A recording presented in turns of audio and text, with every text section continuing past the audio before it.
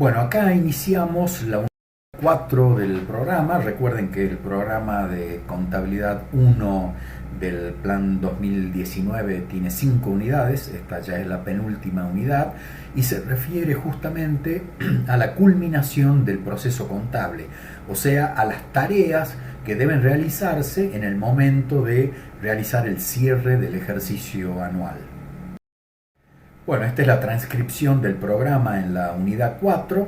Básicamente hay 3 ejes dentro de esta unidad: el tema inventarios, el tema balance de comprobación de sumas y saldos, y también la parte de los ajustes de cierre del ejercicio, que es el proceso que tenemos que hacer para dejar las cuentas con los saldos que correspondan para reflejar de la mejor manera posible la situación patrimonial y de resultados y de evolución financiera del ente. Bueno, ¿cómo vamos a elaborar un inventario? Bueno, lo primero es, ¿qué es un inventario? Es la enumeración, es como listar, y la evaluación del patrimonio de un ente en su universalidad de derechos y obligaciones. O sea, el inventario abarca el total del activo y del pasivo de la empresa. Lo que hay que hacer es relevar, poder ser capaces de enumerarlos, determinar su contenido y por supuesto su evaluación o su medición contable, tanto de activos como de pasivos. ¿Cómo se elabora un inventario? ¿Qué pasos hay que seguir? Bueno, lo primero es localizar el lugar donde se encuentra, si se trata de un bien económico. En ese caso tenemos que ir y localizarlo y saber dónde están. En este caso tenemos que tener en cuenta que posiblemente, si hablamos por ejemplo de mercaderías, puede ser que haya mercaderías en el local de ventas, en un depósito que esté detrás del local de ventas, un depósito chico, y quizá también en un depósito más grande que podamos tener en otro lugar alejado de donde está el local de ventas. Por lo tanto, un mismo producto, vamos a encontrar unidades que estén en la estantería, digamos, del local de ventas, en un depósito cercano o en otro depósito mayor que podamos tener. Es más, es posible que tengamos mercaderías compradas que estén en viaje, o sea que su localización ni siquiera está en manos de la empresa, o que le hayamos dado un anticipo a nuestro proveedor y estén pendientes de entrega. Tenemos que analizar la descripción. Normalmente cuando uno va a hacer un inventario va ya con una planilla con la descripción de los artículos. En los métodos computarizados, bueno, esa descripción ya la podemos encontrar en ese listado, y lo que hacemos es simplemente tomar nota, controlar, leer la etiqueta del producto, compararla con la descripción y tomar nota de las cantidades que estamos recontando. El tercer punto es justamente el recuento, o sea, definida la localización y teniendo el listado de lo que queremos inventariar o tomar el inventario, los elementos a inventariar. Bueno, tenemos que ir a recontarlo, o sea, a contar uno por uno en los lugares donde se encuentre la cantidad de cada uno de los productos. Este recuento tiene que discriminar obviamente entre los distintos tamaños. Supongamos que estamos recontando yerba, tenemos que determinar, por un lado, separar según la marca de la yerba, pero también si son de 1 kilo, si son de medio kilo, de 1/4 o de cualquier otra medida que pueda tener. Luego está el tema de la clasificación de los productos, porque bueno, depende de la organización de la empresa, del rubro al que se dedique la empresa. Lo que estamos inventariando tenemos que ser capaces de clasificarlo. En primer lugar, dentro de los grandes rubros que forman parte de un activo, que ya lo estuvimos viendo, o de un pasivo, que también lo vimos en las unidades 2 y 3 respectivamente, pero también dentro de cada rubro podemos tener subclasificaciones que vayan de una clasificación mayor a una más detallada, como por ejemplo podemos en el rubro de bienes de cambio podemos tener mercaderías, si somos fabricantes podemos tener productos terminados, podemos tener productos en proceso de elaboración que estén a medio terminar, que ya se inició el proceso pero no están terminados, podemos tener materias primas y materiales para la producción. En el caso de los bienes de uso tenemos que saber clasificar por tipo de bienes de uso, inmuebles, maquinarias, muebles y útiles, etcétera, etcétera. Y el último paso, una vez que hicimos el recuento, es el paso de la evaluación, también llamada medición, o sea, es asignarle un valor en moneda cumpliendo con las normas contables a cada uno de los ítems que fueron recontados en ese inventario. ¿Qué principios tenemos que seguir para hacer un inventario? El primero es la instantaneidad. Esto quiere decir que el inventario se tiene que referir siempre a un momento único y determinado. El inventario no se puede referir a un periodo de tiempo, se refiere a un instante de tiempo. Por lo tanto, aunque en la práctica el inventario pueda llevar unos cuantos días, siempre todo lo que recontemos tiene que estar referido a un momento determinado.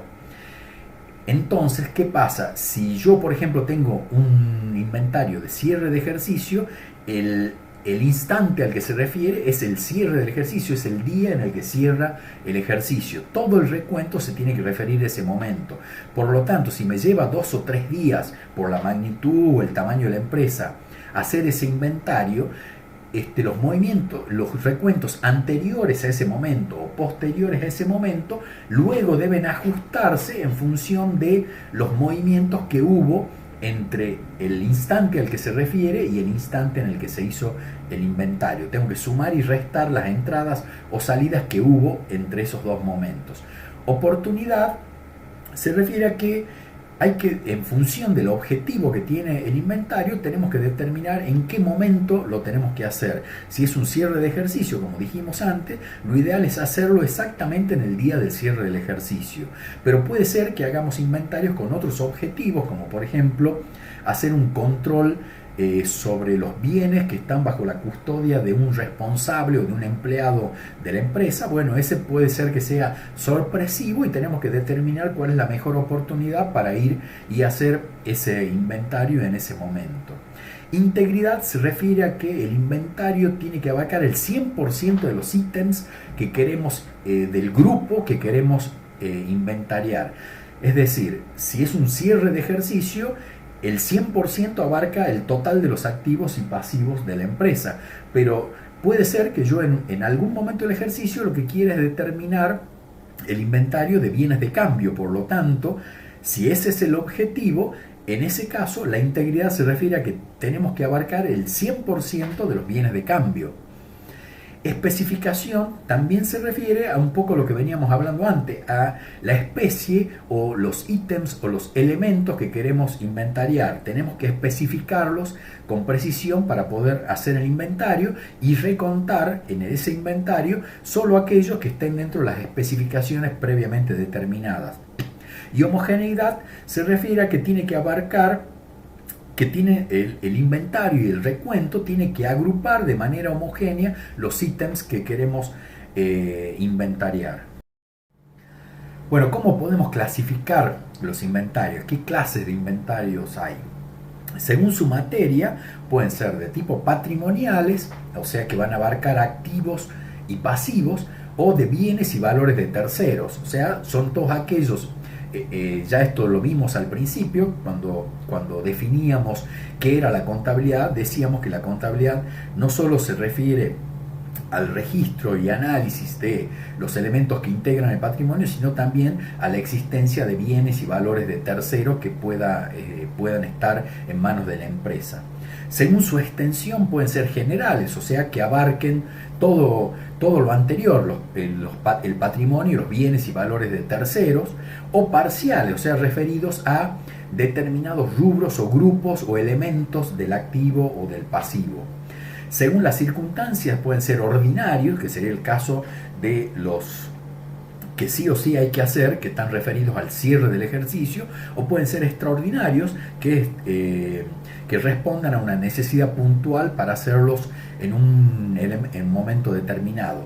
Dentro de los ordinarios, esto también quiero aclarar, puede ser que la empresa como política tenga decidido que todos los cierres de mes haya un inventario general o parcial o como sea. Por lo tanto, si ya está definido de que todos los últimos días de cada mes del ejercicio hay un inventario, bueno, podemos decir que es ordinario porque está programado. El extraordinario es uno que no está programado y que surge por una necesidad o circunstancia especial. Y según su forma pueden ser analíticos o sintéticos, o sea, analíticos que van al detalle de lo que se está recontando, y los sintéticos por ahí son inventarios que son recuentos más agrupados. Y según su finalidad pueden ser inventarios iniciales, o sea, de inicio de una empresa, inventarios de gestión, que son los que se hacen a lo largo de la vida de la empresa, como los de cierre de ejercicio o cualquier otro ordinario o extraordinario que pueda hacerse, los de liquidación, que es cuando la empresa cierra y lo que se está haciendo es liquidando la empresa, o sea, vendiendo todos sus bienes y cancelando todos los pasivos. Entonces, bueno, necesitamos hacer un inventario para saber realmente lo que hay. Y el último ítem dice diversos, porque bueno, pueden ser cualquier otra categoría que no entre en los anteriores. Bueno, ahora vamos a ver lo que se llama inventario permanente o sistema de inventario permanente. Esto, las empresas más organizadas y que tienen de infraestructura, y más ahora en los últimos tiempos con los medios computarizados, es de uso muy frecuente, aunque puede haber empresas que no estén en condiciones de hacerlo o eventualmente lo puedan hacer de manera manual. ¿Qué significa esto? Consiste en llevar una hoja, una ficha, que puede ser electrónica, como dije recién, para cada uno de los artículos que hay en existencia en la empresa. Esto, si bien es cierto, se puede usar para bienes de uso, bienes de cambio o cualquier otro elemento, en general se utiliza para las existencias vinculadas con los bienes de cambio, obviamente. Estas son submayores de las respectivas cuentas de bienes de cambio, o sea, son mayores en los que van al detalle de cada una de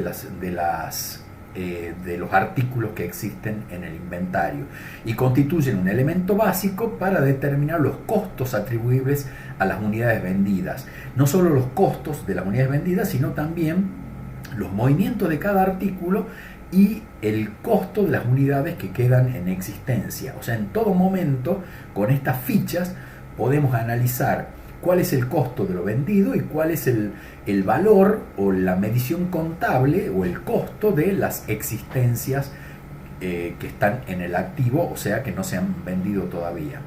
Los movimientos siempre se realizan al valor de costo, y como consecuencia de este método es posible que ante cada venta que realicemos podamos determinar el costo de esa venta.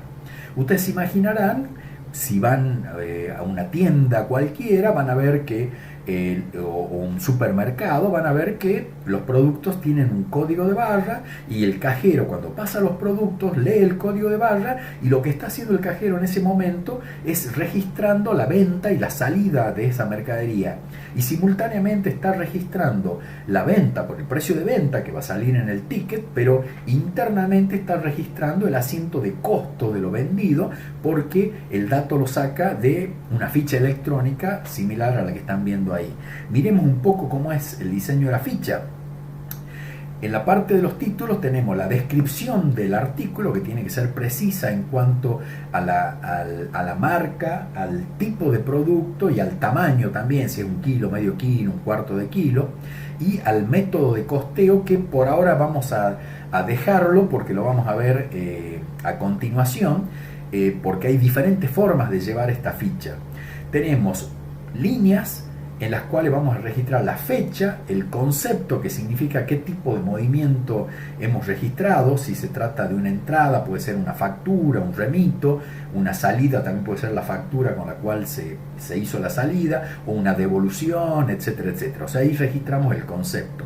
Y luego tenemos 3 grandes capítulos, que son las entradas, las salidas y las existencias, y para cada uno de los 3 capítulos tenemos 3 columnas. Una para reflejar la cantidad, otra para reflejar el precio unitario, el precio de cada unidad, y otra para reflejar el total, que es la multiplicación de las dos anteriores. Cantidad por precio unitario da el importe total de ese movimiento, ya sea de entrada, de salida o lo que queda en existencia. Y fíjense, en la parte de abajo no se ve por ahí muy clarito, está medio finito, no lo pusimos en negrita. El total de la columna de salidas, en general, lo que está mostrando es el costo de las mercaderías vendidas, aunque vamos a ver que no es exactamente así. Y el total que existe en la columna total de existencias es el valor o la medición contable de lo que queda en stock luego de registrado todos los movimientos. En el tema de las salidas, vuelvo un poco ahí, no necesariamente ese total de salidas es el costo de mercaderías vendidas, porque dentro de las salidas puede haber salidas de mercaderías que no respondan a operaciones de venta, como por ejemplo donaciones que se hayan hecho de ese producto, mercadería que se haya deteriorado, mercadería que se haya vencido y la hayamos sacado del stock, porque bueno, al estar vencida obviamente no puede seguir en la existencia ni tampoco puede ser vendida. En fin, puede haber salidas que se deban a motivos distintos a la venta. Por lo tanto, si se deben a motivos distintos a la venta, no son costos de mercadería vendida.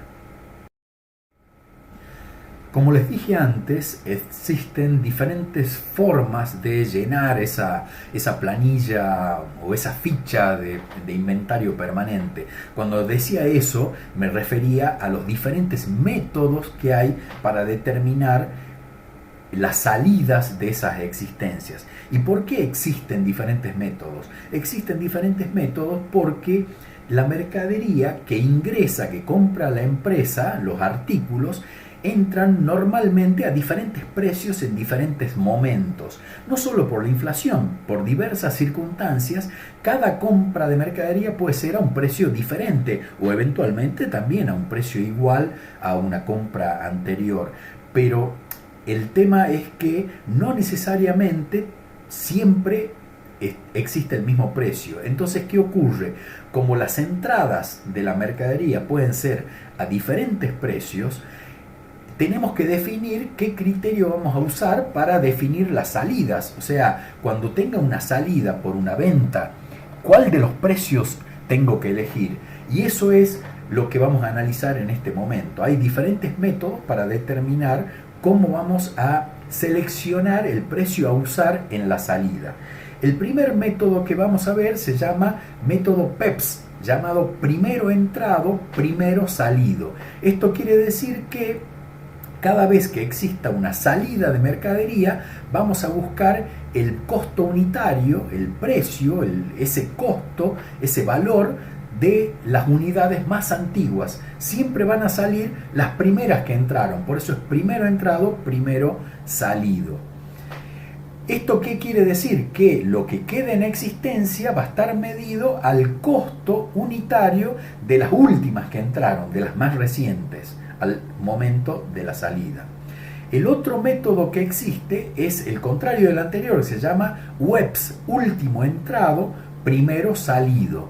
Esto significa que cuando tengamos una salida por venta, por una donación, porque se deterioró la mercadería, etcétera, etcétera, es lo que vamos a utilizar como costo unitario para reflejar las salidas, va a ser la última compra, las compras más recientes.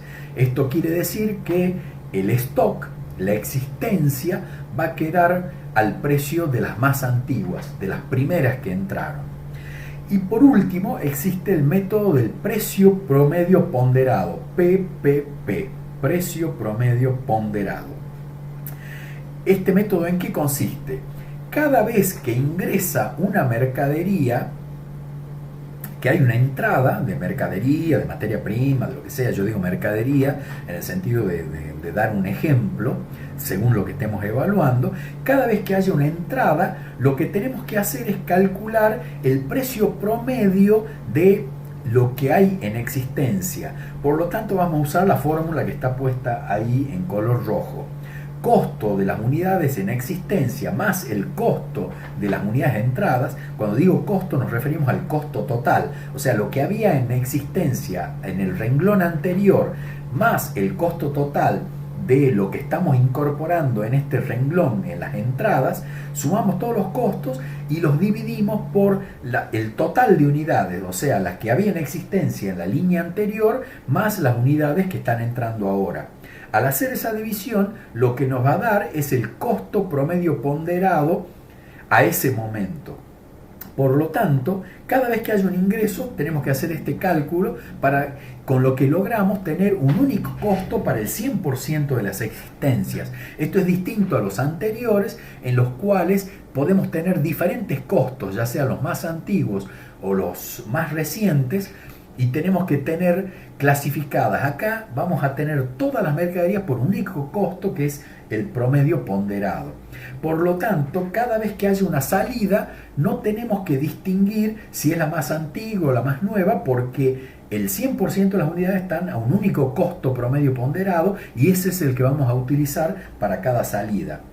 Espero que se haya entendido. La idea acá es que vamos a tener un único costo, un precio promedio de todas las unidades, por lo tanto no tenemos la dificultad que tenemos en el método PEPS o en el método WEPS de determinar si vamos a sacar las más antiguas o las más nuevas en cuanto al costo, porque todas tienen el mismo costo. En los métodos anteriores, tanto en el PEPS como en el WEPS, el inventario que haya en cada momento, la existencia que haya en cada momento, pueden tener unidades de diferente costo porque ingresaron en diferentes momentos y a diferentes precios. Bueno, existe también una alternativa de inventario permanente que se refiere o que se llama de identificación específica. No todas las empresas pueden hacerlo porque muchas veces los productos no se pueden distinguir de manera individual. O sea, si yo me dedico, siguiendo con el ejemplo de la yerba, a vender yerba de diferentes marcas y de diferentes tamaños, bueno, puedo tener 1000 unidades de una determinada yerba, de una determinada marca, de paquetes de 1 kilo, y en realidad no tengo forma de distinguir cada una de esas 1000 unidades de manera individual. Por lo tanto, en ese caso no se puede llevar una identificación específica, pero además de no poder, tampoco tendría mucho sentido hacerlo. Pero existen ciertas industrias o ciertas empresas que sí pueden hacer una identificación específica porque no hay porque están realmente identificadas de manera individual. Un caso de esto sería, por ejemplo, una concesionaria de automóviles en los que cada automóvil es único y tiene su propio número de motor, su propio número de chasis o de VIN, como suelen llamarlo. Por lo tanto, aquí sí o sí la empresa, esa concesionaria, tiene que llevar una identificación específica. Cada vez que vende un vehículo, vende ese vehículo determinado que lo tiene identificado de manera individual en su stock. Este método se puede llevar. En este caso no llevaríamos fichas como llevábamos antes, porque cada unidad tiene que tener su propio registro, entonces no tiene sentido llevar una ficha de entradas y salidas, porque en realidad sabemos que el producto está o no está porque fue vendido y tiene una identificación específica.